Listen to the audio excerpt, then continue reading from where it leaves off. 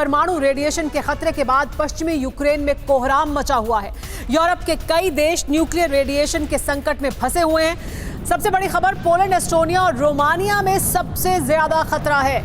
Atomic energy commission radiation के खतरे की जांच में जुटा हुआ है। टेर्नोपिल, खेमेल्नित्स्की में प्रभावित इलाके खाली कराए जा रहे हैं। ये वो डर जिसके बारे में लगातार कहा जा रहा था, वो अंदेशा आखिरकार, वो आशंका आखिरकार ऐसा लग रहा है कि सही साबित हुई है। रूस यूक्रेन युद्ध के मोर्चे से अब तक की सबसे विनाशक खबर सामने आई है। परमाणु विस्फोट की जो आशंका जताई जा रही थी वो सच हो चुकी है। पश्चिमी यूक्रेन के एक शहर में जबरदस्त रेडिएशन फैलने की खबर है। दरअसल ये विस्फोट यूक्रेन पर बरसाई मिसाइल से हुआ है। रूस ने यूक्रेन के हथियार गोदाम को निशाना बनाया। इससे बहुत बड़ा विस्फोट हुआ और हवा में यूरेनियम के कण फैलने लगे। विस्फोट से पूरा यूक्रेन और पड़ोसी पोलैंड डरा हुआ है, क्योंकि रेडिएशन का लेवल लगातार बढ़ रहा है। सवाल यह है कि आखिर रूस की एक साधारण क्रूड मिसाइल से न्यूक्लियर विस्फोट कैसे हुआ? क्यों चेन रिएक्शन शुरू हो गया? इसके लिए जिम्मेदार है कौन? देखिए ये विध्वंसक रिपोर्ट। ईस्टर्न फ्रंट लाइन पर यूक्रेन ने सबसे बड़े हमले का प्लान तैयार किया।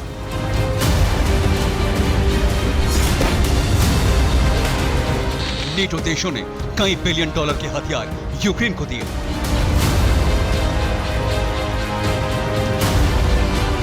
लेकिन रूस की मिसाइल्स ने एक झटके में यूक्रेन के हथियार मिट्टी में मिला दिए।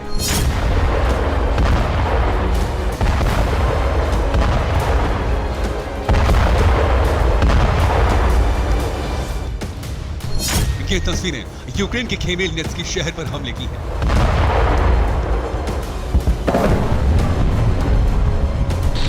यहां पर रूस ने KS-22 क्रूज मिसाइल से विध्वंसक वार किया और यूक्रेन का हथियार डिपो पूरी तरह तबाह हो गया।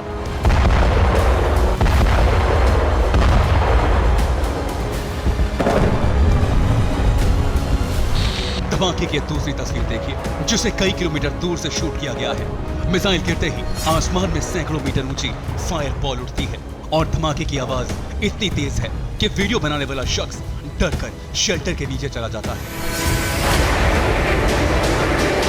तीसरे कैमरे से ली गई विनाश की तस्वीर देखकर अंदाजा हो जाएगा कि रूस ने यूक्रेन के हथियार डिपो पर कितना विध्वंसक हमला किया है। विस्फोट इतना जबरदस्त था कि धमाके के बाद आसमान पर सैकड़ों मीटर ऊपर तक धूल और धुएं का गुबार छा गया। रूस के इन धमाकों की भयावह तस्वीरें आसपास के क्षेत्रों से आई हैं। रूस ने लवीव के नजदीक टेर्नोपिल और खेमेल्नित्स्की के 2 ठिकानों पर मिसाइलें बरसाई हैं। रूस के इन हमलों से यूक्रेन को हथियारों का बहुत बड़ा नुकसान हुआ है। ये नेटो से यूक्रेन को मिले हथियारों के गोदाम पर सीधा हमला है। रूस ने खेमेल्नित्स्की के साथ साथ Ternopil railway mechanical repair plant को भी तबाह कर दिया। ये टेर्नोपिल मिसाइल हमले की तस्वीर है।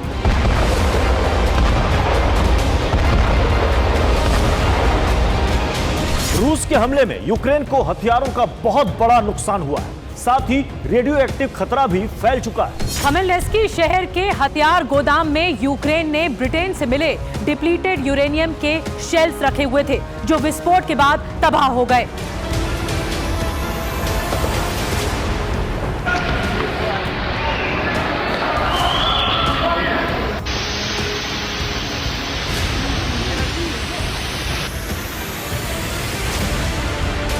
बड़े धमाके के बाद हथियार गोदाम में कई मिनटों तक छोटे छोटे धमाके हुए। ये धमाके डिप्लीटेड यूरेनियम के शेल्स फटने से हुए।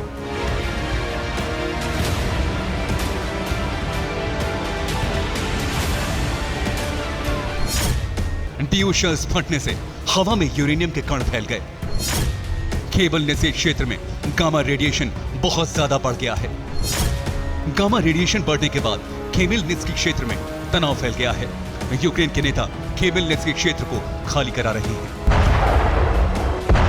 ब्रिटेन से जब यूक्रेन को डिप्लीटेड यूरेनियम वाले शेल मिले थे, तभी रूस ने रेडियो एक्टिव खतरे का अलार्म बजाया था। लेकिन नेटो देश नहीं माने और ब्रिटेन ने हथियारों की सप्लाई जारी रखी, जिन्हें चैलेंजर 2 टैंक से रूस पर फायर किया जाना है। ज़ेलेंस्की सरकार ने इन शेल्स को पश्चिमी यूक्रेन के खेमेल्नित्स्की शहर के गोदाम में यह सोचकर रखा कि रूस को इसके भनक नहीं लगेगी। लेकिन 2 धमाकों के बाद यही हथियार यूक्रेन के लिए एटमी खतरा बन गए हैं। यह यूक्रेन सरकार की रिपोर्ट है जो बता रही है कि 100 से नीचे रहने वाला गामा रेडिएशन अब 150 के पार पहुंच गया है। ये देखिए, हम एरो के सहारे आपको दिखा रहे हैं। 12 मई के बाद रेडिएशन लेवल अचानक से बढ़ा है। ये 12 मई, 13 मई और ये बीच इस दरमियानी रात में रेडिएशन लेवल यहाँ तक छू गया। और फिर आप देखिए, ये गामा रेडिएशन है जो कि फैल रहा है। यूक्रेनी हथियार डिपो पर अटैक के बाद ये रेडिएशन फैला है। इस मैप के सहारे आप समझ पाएंगे कि ये गामा रेडिएशन जो है वो खतरनाक स्तर पर बढ़ा और खतरनाक स्तर पर बढ़ने के बाद फैलना शुरू हुआ। अगर ये और ज्यादा विकराल रूप ले लेता है तो फिर आप तबाही समझ सकते हैं कितनी ज्यादा मचेगी। पश्चिमी यूक्रेन में ऐसे कई हथियार गोदाम हैं जहां डीयू शेल्स स्टोर करके रखे गए हैं। रूस को इन हथियार गोदामों की सटीक नेविगेशन मिल चुकी है। जर्मनी के एक बड़े व्यापारी और पॉलिटिकल एक्टिविस्ट किम्बल किम ने कहा कि यूक्रेन में रूस का बहुत बड़ा इंटेलिजेंस नेटवर्क है। रूस नेटो से मिलने वाले हथियारों के जखीरे को ट्रैक कर रहा है। बीते 2 हफ्तों में $200 करोड़ से ज्यादा के हथियार तबाह हो चुके हैं। रूस के हमले लगातार जारी हैं। नेटो के सभी हथियार गोदामों की सटीक जानकारी रूस के पास है।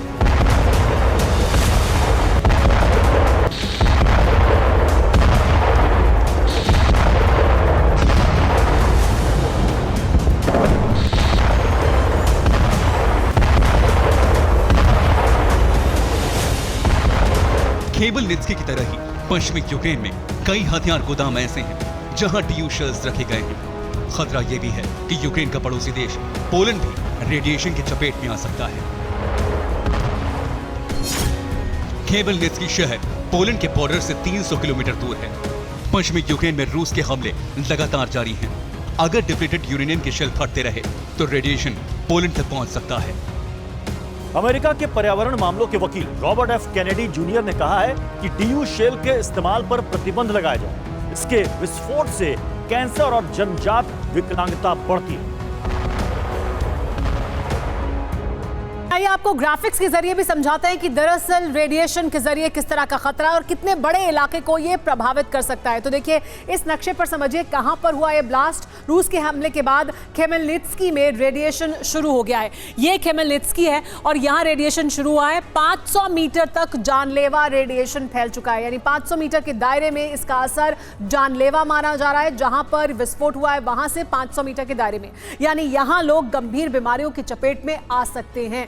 डिप्लीटेड यूरेनियम कितना खतरनाक है वो हम आपको बताने की कोशिश कर रहे हैं। इसके बाद 700 मीटर, उसके आगे के अगर दायरे की बात करें तो 700 मीटर के दायरे में इतना खतरनाक लेवल का रेडिएशन है कि कैंसर जैसी बीमारियों से 6 महीने में मौत हो सकती है इस इलाके में जो लोग मौजूद हैं उनको।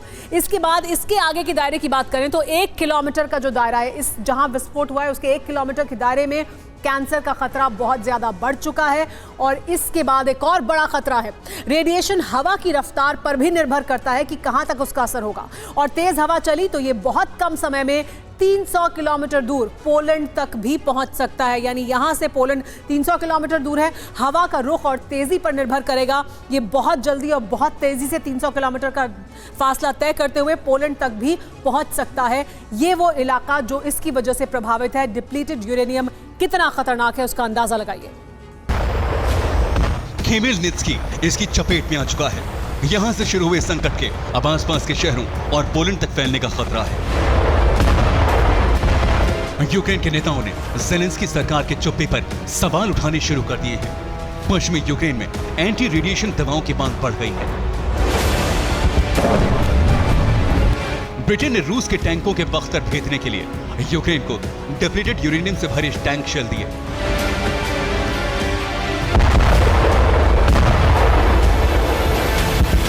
लेकिन रूस के हमलों के बाद यही शेल्स यूक्रेन के लिए परमाणु बम की तरह खतरा पैदा कर रही हैं।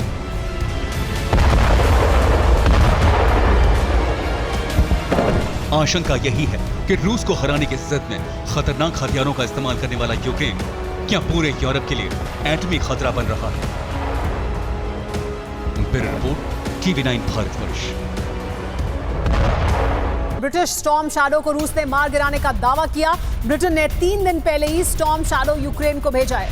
स्टॉर्म शैडो ने 2 दिन रूस को काफी नुकसान पहुंचाया। यूक्रेन पहुंची पहली लॉन्ग रेंज मिसाइल है स्टॉर्म शैडो और इसको रूस का यह दावा है कि उन्होंने मार गिराया।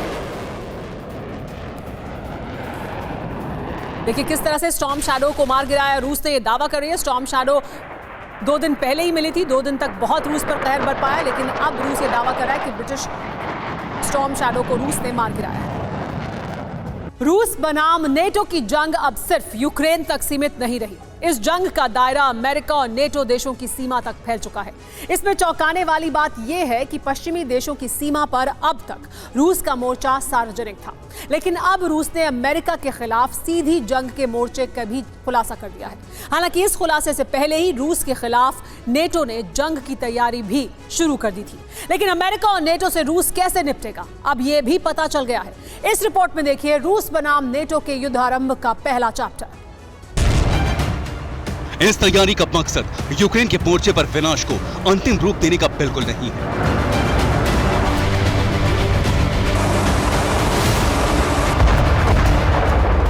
बल्कि ये जंग के दायरे को मिले विस्तार का प्रमुख संकेत है।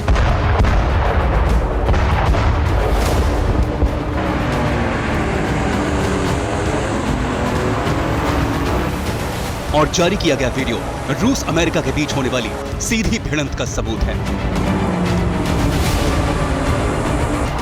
यूएस बॉर्डर पर रूसी bomber storm shadow world war 3 का ट्रिगर।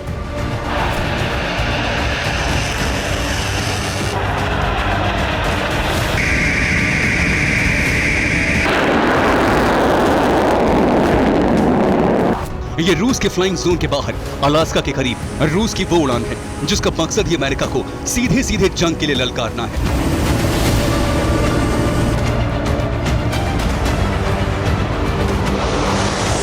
इस वीडियो में रूस का Tu-95MS न्यूक्लियर बॉम्बर है।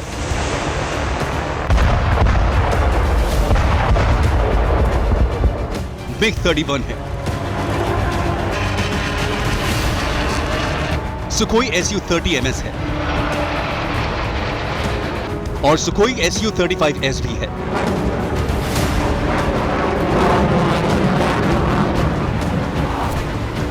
यानी एक बॉम्बर, एक इंटरसेप्टर और 2 अत्याधुनिक फाइटर जेट्स की सबसे चुनौतीपूर्ण उड़ान है।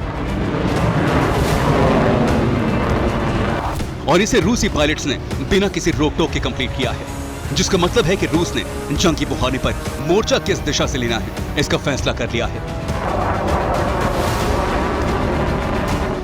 इस विनाशकारी स्थिति की गंभीरता को मैप के जरिए समझिए।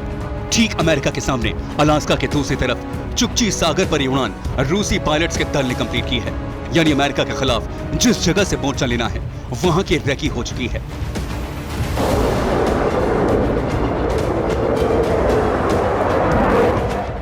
और आपको जानकर यह हैरानी होगी कि करीब 13 घंटे तक रूसी पायलट्स की उड़ान चलती रही।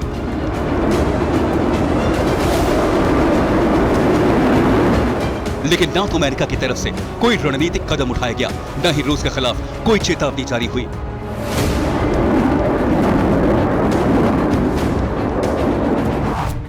पर अब असर यह है कि सारी कसर नेटो रूस के मोर्चे पर पूरी करने की तैयारी कर चुका है।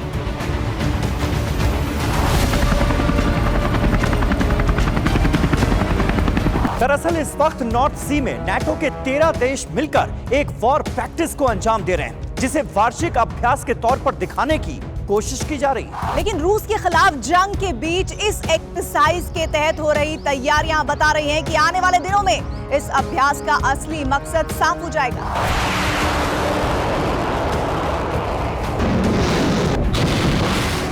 दरअसल नॉर्थ सी में इस वक्त फॉर्मिडेबल शील्ड एक्सरसाइज जारी है और इस एक्सरसाइज का मुख्य ऑर्गेनाइजर यूनाइटेड किंगडम है, जिसका मकसद बाल्टिक सागर से लगे देशों को रूस के खिलाफ मोर्चा लेने के लिए तैयार करना है।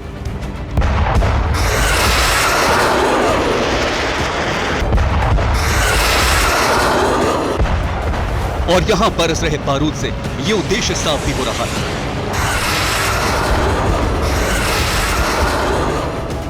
फाइटर जेट्स की गड़गड़ाहट, मिसाइल पोत से आग उगलते प्रक्षेपास्त्र, अमेरिका और यूरोप के हथियार निर्माता देशों के घातक हथियारों का प्रदर्शन बता रहा है कि बारूदी घमासान की तैयारी है, जिसका ये सिर्फ पहला चरण है। दूसरा चरण भी लॉन्च होगा और फिर ठीक 10 दिन बाद रूस के खिलाफ नेटो का बारूदी अभियान शुरू हो जाएगा।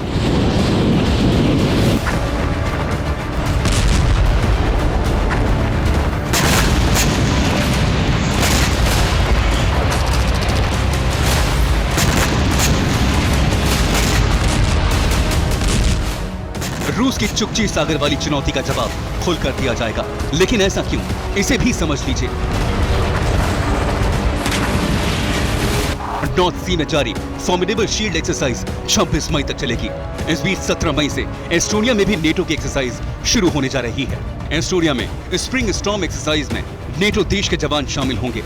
11 देशों के 14,000 जवान स्प्रिंग स्टॉर्म का हिस्सा बनेंगे और इस एक्सरसाइज का अंत भी 10 दिन बाद 26 मई को होगा, जिसका सीधा मतलब है 10 दिन बाद रूस बनाम नेटो का बारूदी घमासान शुरू हो जाएगा। और इसमें भी अहम भूमिका निभाने को तैयार है यूनाइटेड किंगडम, जिसके करीब 1500 जवान भी नेटो की इस स्प्रिंग स्टॉर्म एक्सरसाइज में शामिल होंगे।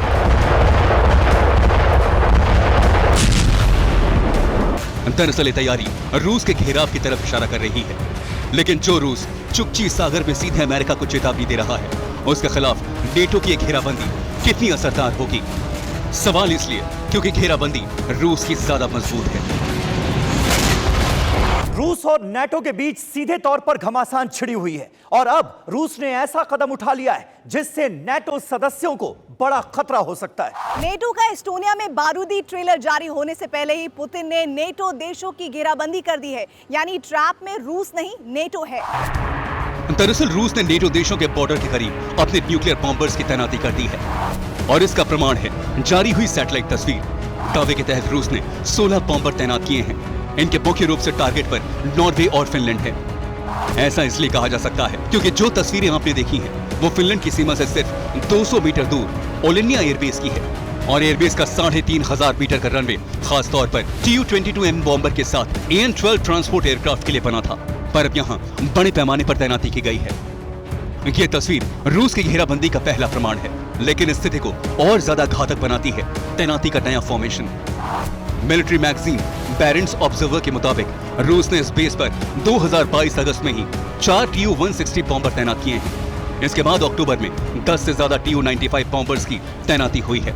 इनमें से कई Tu-95 बॉम्बर्स ऑपरेशन के दौरान डैमेज भी हुए थे, जिसके बाद नई तैनाती के तहत अब 14 Tu-95 बॉम्बर्स यहां तैनात हैं, यानी कुल 16 न्यूक्लियर स्ट्रेटेजिक बॉम्बर्स तैनात कर दिए गए हैं। इसके अलावा घेराबंदी का दायरा समंदर तक भी फैल चुका है। रूस की तैयारी के तहत ब्लैक सी, बाल्टिक सी, बैरेंट्स सी में भी रूस के मिसाइल पोत और सबमरीन तैनात हैं, जो इस वक्त न्यूक्लियर पावर्ड मिसाइल से लैस हैं, यानी तैयारी महाविनाश की पूरी हो चुकी है। Bureau report, TV9 Bharatvarsh.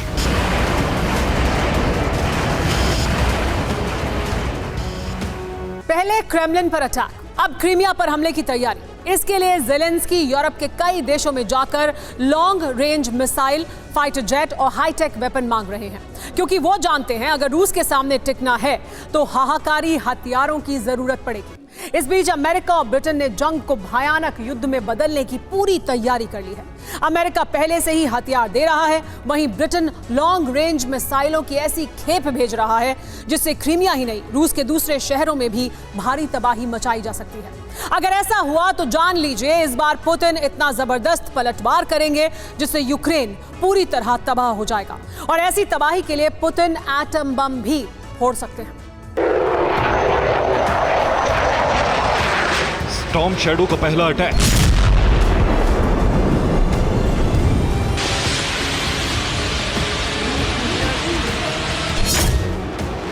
Storm shadow का दूसरा अटैक।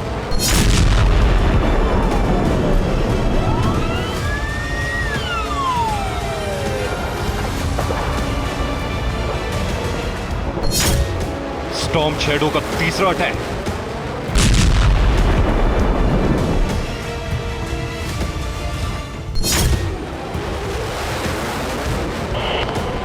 और इसी तरह क्रीमिया में जब स्टॉर्म शैडो गरजेगी तो धू-धू कर जल उठेगा क्रीमिया। अभी सिर्फ लुहांस्क में स्टॉर्म शैडो से हमले हुए हैं, लेकिन अब बारी क्रीमिया की है, जिसके लिए यूक्रेन बड़ी तैयारी में जुट गया है। यही वजह है कि Volodymyr Zelensky long range weapon और हाईटेक हथियारों की डिमांड को लेकर यूरोप के कई देशों में घूम रहे हैं। इस वक्त वो ब्रिटेन में है। ब्रिटेन ने ही यूक्रेन को स्टॉर्म शैडो की पहली खेप भेजी, जिससे यूक्रेन ने लुहांस्क में हमले किए। बताया जा रहा है रशियन ड्यूमा के सदस्य विक्टर वोडोलैत्स्की लुहांस्क में स्टॉर्म शैडो मिसाइल अटैक में बाल बाल बचे थे। यह खुलासा अमेरिका की खुफिया एजेंसी ने किया है।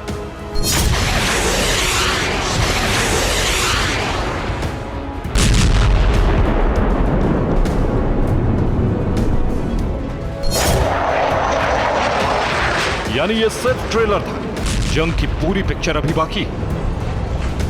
क्योंकि यूक्रेन समझ चुका है कि क्रेमलिन पर ड्रोन अटैक के बाद से रूस लगातार हमलावर है। ऐसे में ज़ेलेंस्की को रूस के हमले को रोकना है तो उसे लॉन्ग रेंज मिसाइल चाहिए होंगी। खास तौर से ब्रिटेन से मिलने वाली स्टॉर्म शैडो काफी कारगर साबित हो सकती है। यही वजह है कि इटली, जर्मनी, फ्रांस के बाद ज़ेलेंस्की ब्रिटेन जा पहुंचे हैं। वो इन तमाम देशों में हथियारों की डिमांड लेकर पहुंचे थे।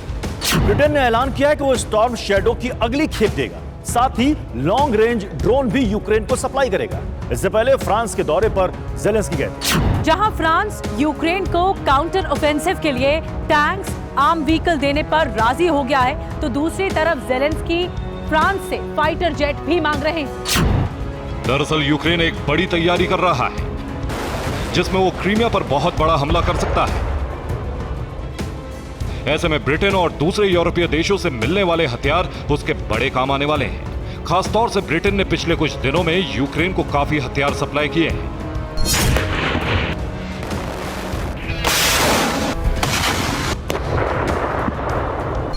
जिसमें 14 challenger 2 tank, 100 155 mm artillery, 6 MLRS, 6 M270B1 system, star streak air defence system, black hornet और T-150 ड्रोन और मिसाइल में स्टॉर्म शैडो, हार्पून और ब्रिमस्टोन को मिलाकर कुल सैन्य मदद $824 करोड़ तक जा पहुंची है। इसके अलावा ज़ेलेंस्की अमेरिका और ब्रिटेन से फाइटर जेट की डिमांड भी कर रहे हैं। दरअसल यूक्रेन रूस को बैकफुट पर लाने के लिए जिस प्लान पर काम कर रहा है वो समझिए। यूक्रेन क्रीमिया पर स्टॉर्म शैडो से अटैक कर सकता है, जिसमें वो कर्च ब्रिज और सेवेस्तोपोल नेवल बेस पर अटैक करेगा, जिससे क्रीमिया को बचाने में रूस के रास्ते बंद हो जाएंगे। दरअसल स्टॉर्म शैडो की डिमांड यूक्रेन इसलिए भी कर रहा है क्योंकि उसके रडार की रेंज में आने की संभावना काफी कम है, क्योंकि एक खास पैटर्न पर वो काम करती है। Cruise missile storm shadow fighter jet से जोड़ी जा सकती है, जो टारगेट की तरफ जीपीएस के जरिए एक समांतर लाइन में बढ़ती रहेगी, फिर टारगेट के पास पहुंचकर एकदम से हायर एल्टीट्यूड पर जा पहुंचेगी और टारगेट को लोकेट करके उस पर टूट पड़ेगी।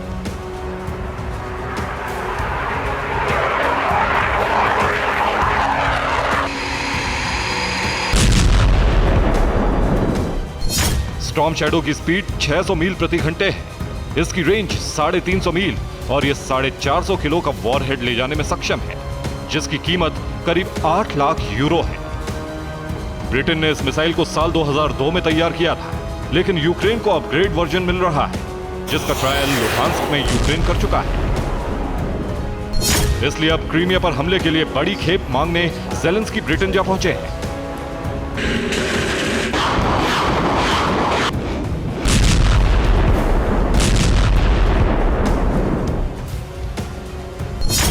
जब स्टॉर्म शैडो से अटैक हो जाएगा तो उसी वक्त यूक्रेन उन तमाम इलाकों में फोर्स का डिप्लॉयमेंट बढ़ा देगा जहां रूस ने कब्जा किया हुआ है।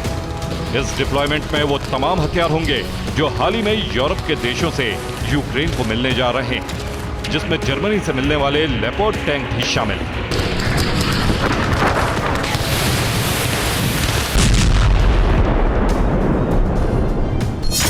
यानी ऐसे वक्त में रूस के सामने बड़ा चैलेंज होगा वो क्रीमिया को बचाए या फिर कब्जे के लिए हुए इलाकों को।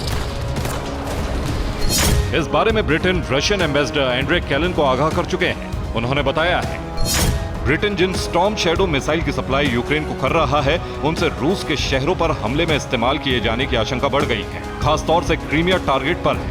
अगर हमला हुआ तो ये जंग महाविनाशक युद्ध की तरफ बढ़ जाएगी। इस बयान का सीधा मतलब है कि जंग की जद में ब्रिटेन और अमेरिका भी आएंगे, क्योंकि ये दोनों देश लगातार यूक्रेन को हथियार दे रहे हैं और रूस इसे बर्दाश्त नहीं कर पा रहा है। ऐसे में क्रीमिया पर यूक्रेन अगर ब्रिटेन की दी गई स्टॉर्म शैडो मिसाइल से हमला करता है तो पुतिन आपाक हो सकते हैं, और आपाक होने का मतलब है न्यूक्लियर वेपन का इस्तेमाल, जिसकी धमकी पुतिन पहले दे चुके हैं। ब्यूरो रिपोर्ट, TV9 भारत फर्श। लुहांस्क में स्टॉर्म मिसाइल से यूक्रेन ने बड़ा हमला किया। लुहांस्क के स्कूल पर यूक्रेनी मिसाइल से अटैक किया गया। लुहांस्क के रिहायशी इलाकों में स्टॉर्म मिसाइल के अटैक का वीडियो भी सामने आया। लुहांस्क के 95% इलाकों पर रूस ने कब्जा किया है। लेकिन ये देखिए तस्वीरें, किस तरह से स्टॉर्म मिसाइल से हमला किया गया और उसके बाद ये विध्वंस देखने को मिला। रूस के ब्रियांस्क में मिलिट्री के वेयरहाउस पर बड़ा अटैक हुआ है। ब्रियांस्क के सुजेम्स्की में मिलिट्री वेयरहाउस पर यह अटैक किया गया। विस्फोटक से भरे ड्रोन का वेयरहाउस की छत पर अटैक देखने को मिला। ड्रोन के अटैक में मिलिट्री इक्विपमेंट के 5 टुकड़े होने की रिपोर्ट भी सामने आ रही है। यूक्रेन के वॉर जोन में इस समय सबसे ज्यादा इन्फेंट्री का नुकसान कहीं हो रहा है तो वो क्षेत्र बाखमुत है। इस इलाके में प्रिगोजिन की प्राइवेट आर्मी ने अज़ोव फोर्स को भारी नुकसान पहुंचाया, लेकिन अब स्थिति बदल रही है। यूक्रेनी फोर्स रशियन लड़ाकों को लगातार पीछे धकेल रही है, यानी रूस की पकड़ इस क्षेत्र में कमजोर हो रही है। वो भी इसलिए क्योंकि रूस की तरफ से बाखमुत में तबाही मचा रहे लड़ाकों के ग्रुप सुविधा और पुतिन के भरोसे पर बट गए हैं। आखिर क्या हुआ है बाखमुत में और क्या होगा भविष्य, देखिए इस रिपोर्ट में। बाखमुत में बदले हालात, रूस पर यूक्रेन का घात। बाखमुत के बारूदी जमीन पर आमने सामने की जंग जिस स्थिति में इस समय है, उसका अनुमान कभी नहीं लगाया गया था।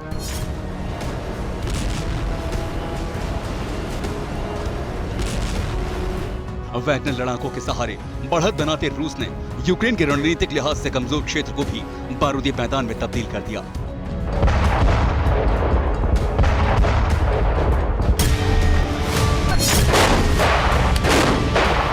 और कीव को इस छोटे से क्षेत्र में उलझाए रखा।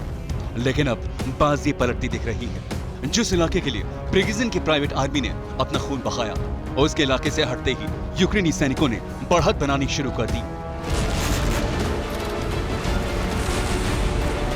जो दिख रहा है वो सबूत है। ये तस्वीर बाखमुत के अर्तियोमोव्स्क की है, जहां वैगनर लड़ाकों की बारूद उगलने वाली मशीन को यूक्रेनी फोर्स ने तबाह कर दिया।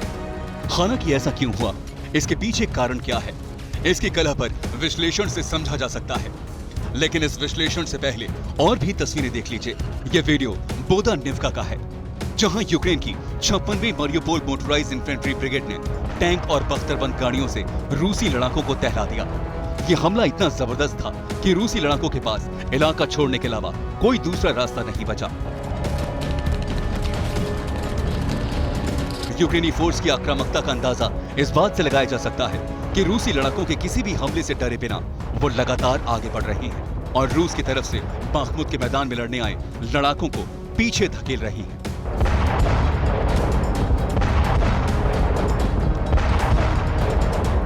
अब यूक्रेनी फोर्स की इस आक्रामकता को देखिए। जर्मनी MLRS से इस तरह बाखमुत में फायर का वीडियो बड़ा संदेश है। संदेश ये है कि रूसी लड़ाके अब बाखमुत में कमजोर हैं और वो लगातार पीछे हट रहे हैं।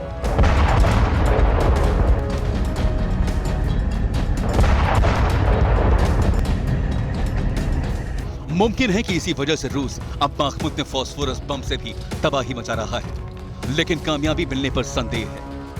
हालांकि अब भी वैगनर सैनिक अपनी जान की बाजी लगाकर बाखमुत पर कब्जे की पूरी कोशिश कर रहे हैं। यूक्रेनी फोर्स के खिलाफ एक्शन ले रही है, लेकिन मुमकिन है कि यह ज्यादा समय तक ना चले। ऐसा इसलिए क्योंकि वैगनर असहाय हैं और जिस रूसी फोर्स और चेचनिया लड़ाकों के पास ताकत है वो भौगोलिक रणनीति में कमजोर है। इसकी वजह भी समझिए। वैगनर ग्रुप ने बाखमुत में यूक्रेनी फोर्स पर बढ़त बनाई थी। बाद में वैगनर लड़ाके लगातार हथियार और एम्यूनिशन की कमी से जूझते रहे। रशियन डिफेंस ने वैगनर लड़ाकों के लिए हथियार देने में देरी की। इस बीच वैगनर चीफ प्रिगोजिन ने क्रेमलिन के खिलाफ मोर्चा खोल दिया। नाराज पुतिन ने बाखमुत में चेचनिया फोर्स को मोर्चा लेने भेज दिया।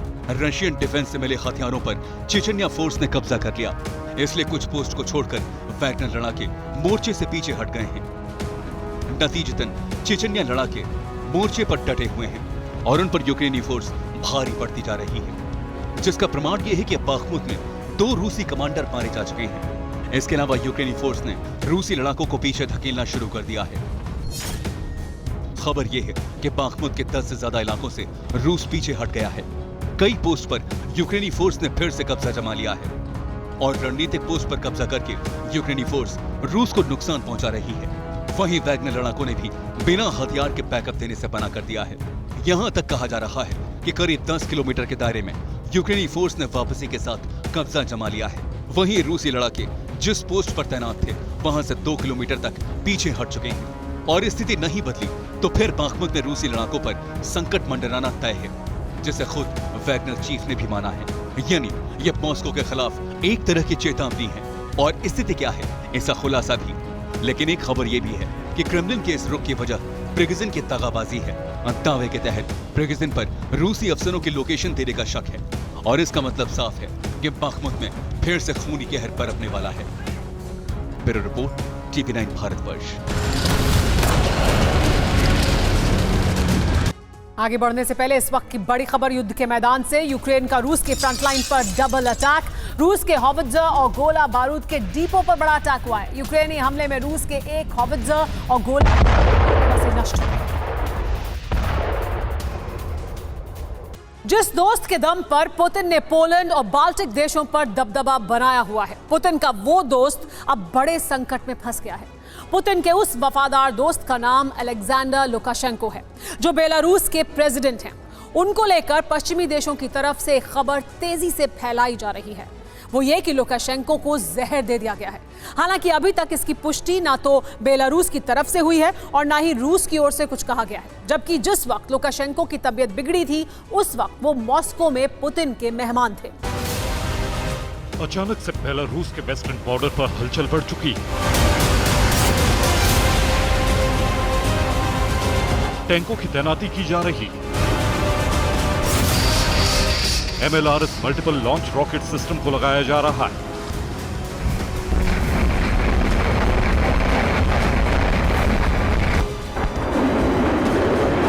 बॉर्डर सील कर दिया गया है। ज्यादा सैनिकों को निगरानी के लिए लगा दिया गया है।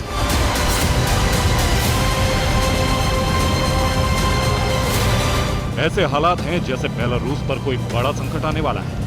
ठीक युद्ध जैसे हालात बन चुके हैं।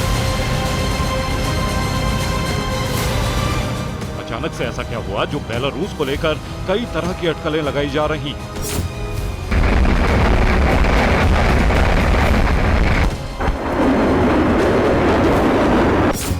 वेस्टर्न मीडिया में बड़ी तेजी से एक खबर फैली जिसमें कहा जा रहा है कि बेलारूस के प्रेसिडेंट लुकाशेंको को जहर दे दिया गया है, जिससे उनकी तबीयत बिगड़ गई है। वो कोमा में चले गए हैं। हालांकि अभी तक बेलारूस की तरफ से इस तरह की कोई बात सामने नहीं आई, ना ही रूस की तरफ से कुछ कहा गया है, क्योंकि लुकाशेंको आखिरी बार मॉस्को में दिखाई दिए थे। उसके बाद उनकी कोई तस्वीर सामने नहीं आई, इसलिए किसी अनहोनी की आशंका तेजी से फैलने लगी। 9 मई को लुकाशेंको विक्ट्री डे परेड में दिखे थे। वो काफी बीमार दिख रहे थे, कुछ कदम चलने में भी परेशानी हो रही थी। लुकाशेंको ने विक्ट्री डे परेड में स्पीच नहीं दी, बल्कि बेलारूस के प्राइम मिनिस्टर ने स्पीच दी थी। 9 मई के बाद विक्ट्री डे लंच में भी लुकाशेंको नहीं थे। इतना ही नहीं, 2 दिन बाद की फ्लैग डे सेरेमनी में भी लुकाशेंको नदारद थे। ऐसे में 2 बातें सामने आ रही हैं, जिसमें कहा जा रहा है कि लुकाशेंको को जहर दिया गया है, और दूसरी बात ये कि लुकाशेंको किसी गंभीर बीमारी की वजह से कोमा में चले गए हैं। इस बारे में बेलारूस के पॉलिटिकल एनालिस्ट दिमित्री बॉल्क्यूनेट्स का बयान आया है। इसकी संभावना है कि लुकाशेंको को जहर दिया गया, लेकिन लुकाशेंको पिछले कुछ दिनों में कई बार बीमार हो चुके हैं। यानी ऐसा भी हो सकता है कि लुकाशेंको वाकई बीमार, इसलिए विक्ट्री डे परेड के दौरान ही उन्हें एम्बुलेंस से मॉस्को से मिन्स्क ले जाया गया था। तभी से उनकी कोई खबर नहीं आई। लेकिन बेलारूस के बॉर्डर पर अचानक से युद्ध जैसा माहौल बनने से आशंका जताई जा रही है कि पुतिन के जिगरी यार लुकाशेंको किसी बड़े संकट में घिर चुके हैं। आपको बता दें, लुकाशेंको पिछले 24 साल से बेलारूस के प्रेसिडेंट हैं, पुतिन के सबसे करीबी दोस्त। इसी वजह से रूस ने अपनी सेना और हथियार का डिप्लॉयमेंट बेलारूस बॉर्डर पर किया हुआ है। जिससे एक साथ पोलैंड, यूक्रेन और बाल्टिक देशों पर दबाव बनाकर रख सके।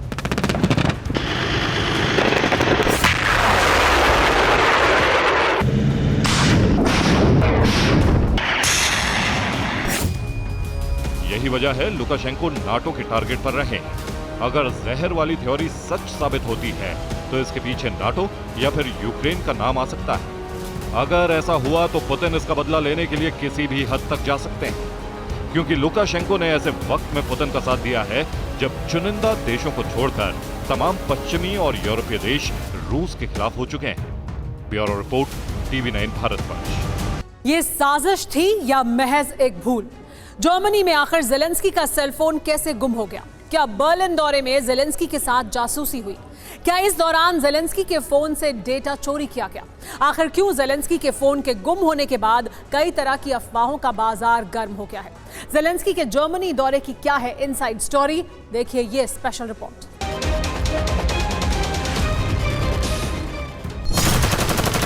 युद्ध अपने चरम पर है।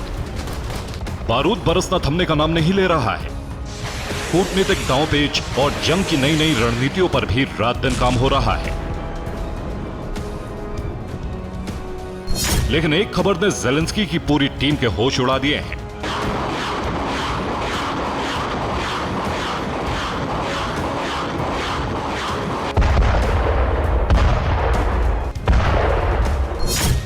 दरअसल जेलेंस्की जब जर्मनी के दौरे पर गए थे तो उनसे एक भारी चूक हो गई।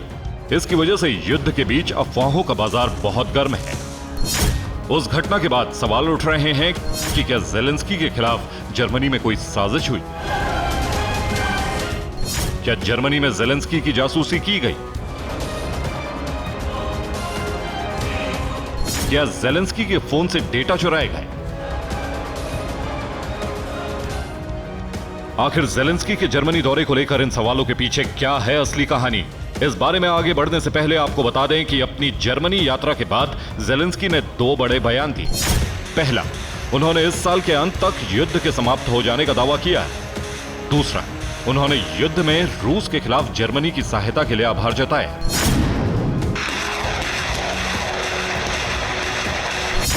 जेलेंस्की जर्मनी की राजधानी बर्लिन पहुंचे थे। इस दौरान जर्मनी की सरकार ने यूक्रेन के लिए $3 अरब से अधिक की सैन्य सहायता देने का ऐलान किया, जिसमें टैंक, विमान रोधी प्रणालियां और भारी मात्रा में गोला बारूद भी शामिल है।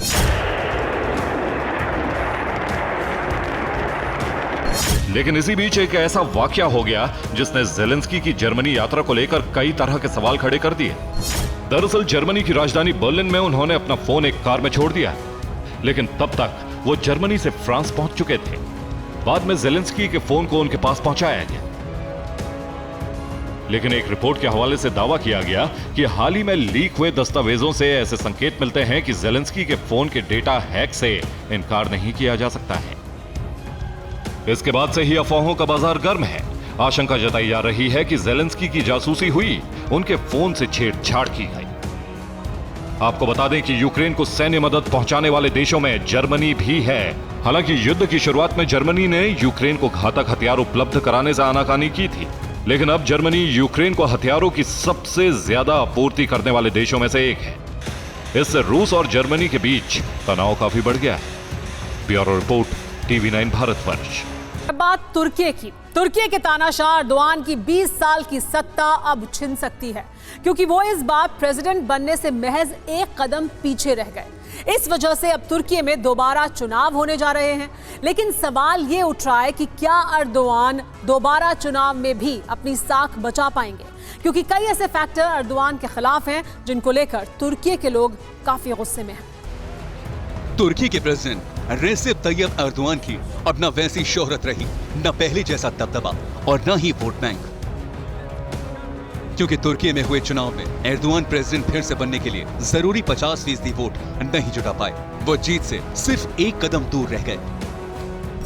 चुनाव में एर्दोआन को 49.4% वोट मिले, वहीं उनके सामने मुकाबले में खड़े किलिकदारोग्लू को 45% वोट मिले, जबकि ओगन को 5.3% और इनसे को महज 0.5% वोट ही मिल पाए। कहा जा रहा है कि तुर्की के गांधी कहे जाने वाले किलिकदारोग्लू ने एर्दोआन के वोट बैंक में बड़ी सेंध मारी है। इसके अलावा दूसरी वजह कुछ महीने पहले तुर्की में आया भूकंप भी है। क्योंकि जिन इलाकों में सबसे ज्यादा तबाही हुई उन इलाकों में एर्दोआन को जिताने वाले वोटर रहते थे, लेकिन इस बार वो एर्दोआन को लेकर काफी गुस्से में हैं। लोगों का मानना है कि राहत कार्यों में देरी की वजह से ज्यादा लोग मारे गए। इसके अलावा तुर्की की लगातार गिरती अर्थव्यवस्था भी एर्दोआन की गिरती साख की वजह बनी है। यही वजह है कि एर्दोआन के सामने कमाल किलिचदारोग्लू एक मजबूत प्रतिद्वंदी बनकर उभरे, जो तुर्की में भारी बदलाव और विकास का वादा कर रहे हैं। तुर्की में प्रेसिडेंट बनने के लिए 50% वोट जरूरी होते हैं। ऐसे में अब 28 मई को दोबारा चुनाव होंगे, जिसमें तय होगा कि एर्दोआन के 20 साल के शासन का अंत होगा या फिर वो तुर्की के लोगों को एक बार फिर से मना पाएंगे। Bureau report, TV9 Bharatvarsh.